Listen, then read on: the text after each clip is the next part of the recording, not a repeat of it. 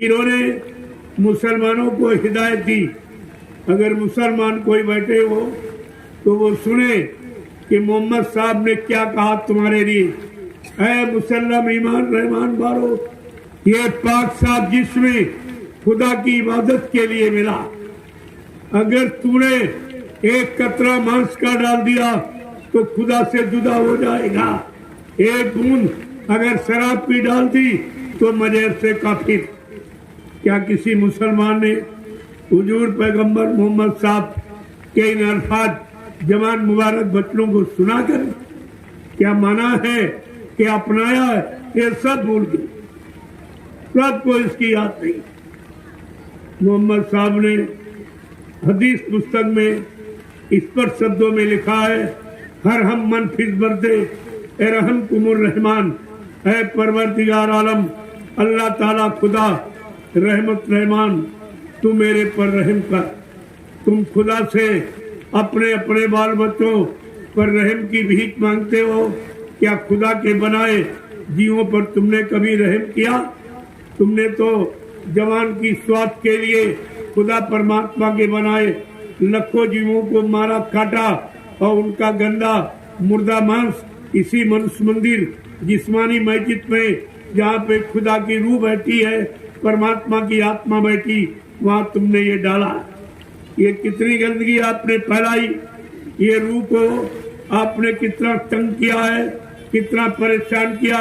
ये तुम भूल गए कि असली जिस्मानी मस्जिद असली है, ये जिसमें खुदा का बनाया हुआ, इसीलिए खुदा ने अपनी जिस्मानी मस्जिद को बनाकर अपनी रूह को इसी जिस्मानी मस्जिद में बैठाया और फकीरों को, पीर पैगम्बर औलिया मुर्शिद कामिल को भेजा कि जाओ मेरा खुदाई पैगाम ये हर इंसान के कान तक सुना देना।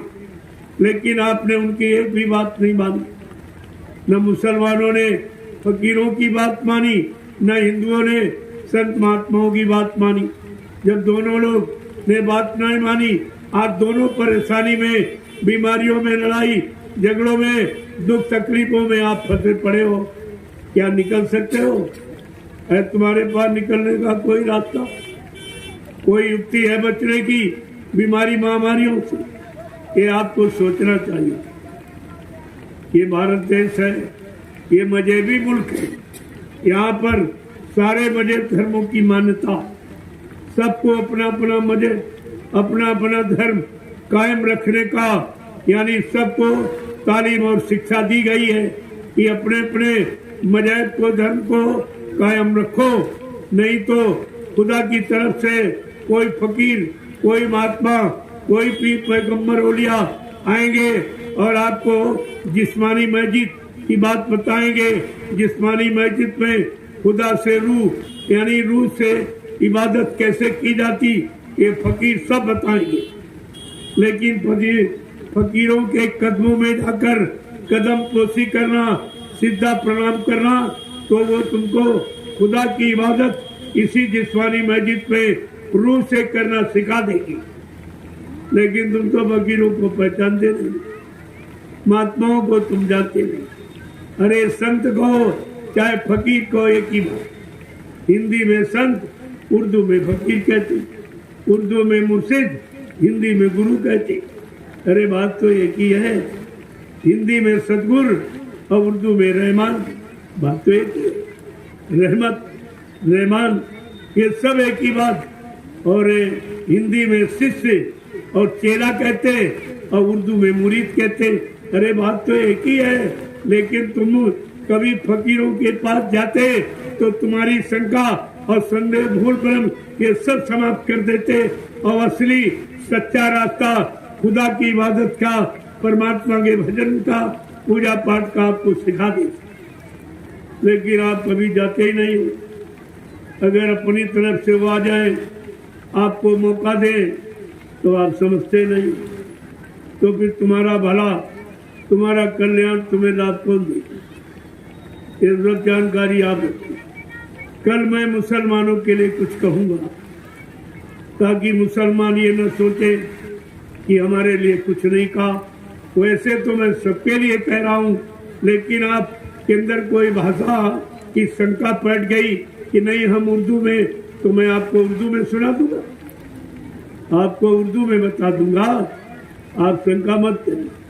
कल आप आइए, कल मैं मुसलमानों के लिए जो खुदा का खुदाई पैगाम फकीरों के जरिए आया, कल मैं आपको सुनाऊं।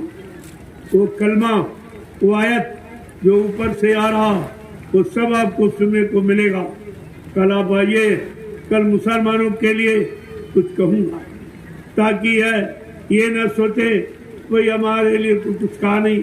अरे फकीर महात्मा सबके होते, वो किसी एक जाति, एक वजह धर्म के नहीं, एक इंसान के लिए नहीं, एक देश के लिए नहीं, वो सर्वदेशी है, सर्वहितैषी है, और मतलब यानी सर्व लोगों को सब सुख शांति प्रदान करने वाले। उनका काम पूरे मुल्क के लिए, वो पूरे मुल्क के लिए आते हैं। लेकिन आप जब उनके पास जाओगे तब आपको हकीकत सुनने को मिलेगी कि खुदा का खुदाई पैगाम फकीरों के जरिए आज कलजू में क्या आया। ये 3 भागों में आया। पहला भाग तुमको काफिले में सुनाया गया, इतने काफिले निकाले गए हिंदुस्तान में।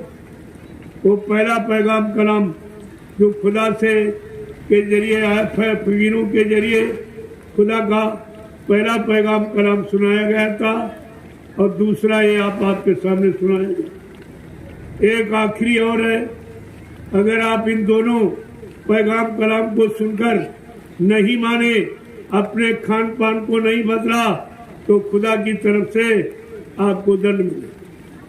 फिर खुदा भी मजबूर हो जाएगा तुमको दंड सुनाने के लिए, सजा सुनाने के लिए खुदा भी मजबूर हो जाएगा। वो मोहम्मद साहब भी तुम्हारी मदद नहीं कर सकेंगे, क्योंकि तुमने मोहम्मद साहब की बात मानी नहीं। उन्होंने कहा था, ए मुसलमानों गौर से सुनना, क्या कहा था हुजूर पैगंबर मोहम्मद साहब ने कि खुदा का खुदाई पैगाम लेकर एक फकीर जमीन पर उतरेगा।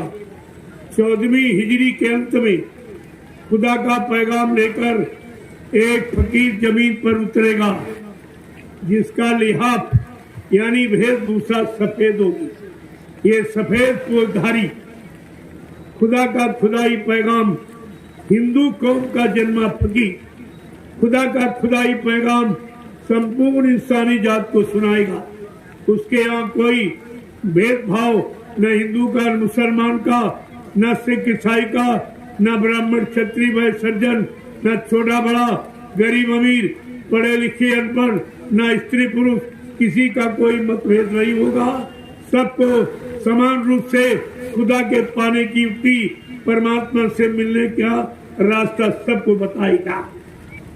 मोहम्मद साहब क्या कह रहे, वो फकीर जब अपना एक काफिला लेकर गहरे दरिया को पार करता हुआ पूरब से पश्चिम की तरफ चलेगा, इंसानों में भारी कोहराम मच जाएगा।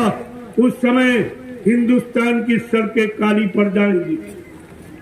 प्रेमियों, ये तारकुल डामर कोई नहीं जानता। आज के 1400 वर्ष पहले ये डामर तारकुल कोई नहीं जानता, लेकिन फकीर महात्माओं की जीवात्मा रूह की तीसरी आंख, दिव्य आंख खुली होती है, जिससे भूत भविष्य वर्तमान को अपनी जगह से बैठ के देखते हैं।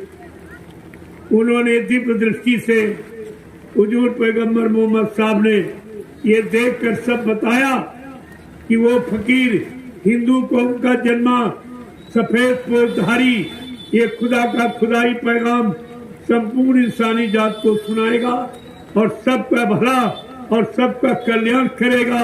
उसके यहाँ कोई जाति, कोई मजहब का भेदभाव नहीं होगा। जो अपनी गुनाहों की माफी उस फकीर के कदमों में जाके मांगेगी। मोहम्मद साहब क्या कह रहे हैं, जो भी इंसान अपने गुनाहों की माफी उस फकीर के कदमों में जाके मांगेंगे, जीते जी इन्हीं नजरों से खुदा का दीदार पाएंगे। अगर लोगों ने, इंसानों ने उस फकीर के वचनों को ना माना, उन पर न विश्वास किया, तो मोहम्मद साहब कहते, ए मुसलमानों, कयामत आ जाएगी। अगर तुमने उस फकीर में जात पात देखी, भेदभाव देखा, तो तुम्हारी कयामत आ जाएगी। वो सबके होते हैं, सबके लिए आते हैं, सबके कल्याण लाभ के लिए आते हैं, उनमें कोई जात पात का भेदभाव नहीं होता। आपको ये सब लिख के बताया गया, लेकिन मुसलमानों ने हुजूर पैगंबर मोहम्मद साहब की एक भी बात नहीं मानी। अगर मान लेते तो आज ये हालात नहीं होते।